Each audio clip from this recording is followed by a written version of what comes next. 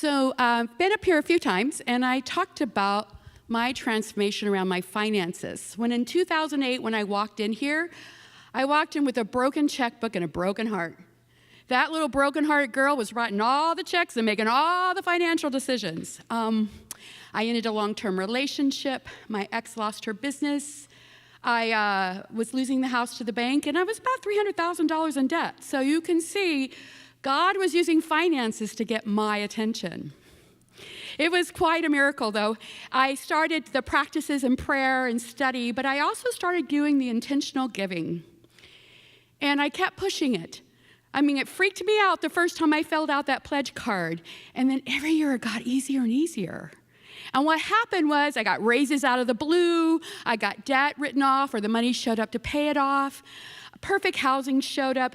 I mean, my life has been blessed. Now, credit cards are assets, not liabilities. I have enough points that I'm flying first class to Cairo in a couple of weeks. So but what I'm going to say now is that finances were the byline. So Spirit said, we're going to continue to work on your broken heart. So CSL brought me two great loves.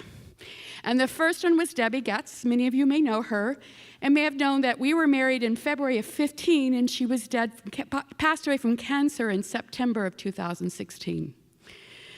And when that happened, I said, God, if you want me to heal my broken heart, we're going the wrong direction. But this community stood by us. They were at her bedside when she passed.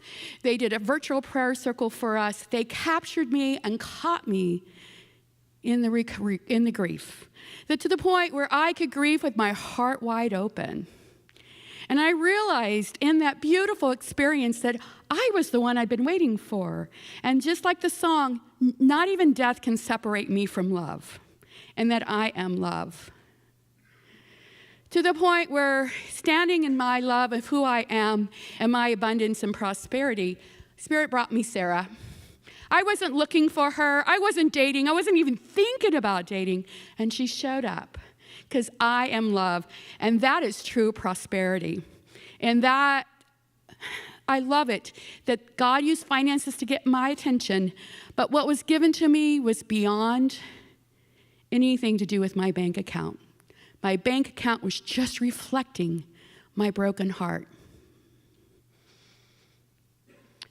So my invitation to you is, if you are struggling with a tragedy, which for me turned out into a mystical experience, or a broken heart, looking for a job, your finances aren't working, or you're the part of the worried well, you just want to have a better, thriving life, I please invite you to join us in our intentional giving campaign. It is the most powerful spiritual practice I have ever done. So thank you.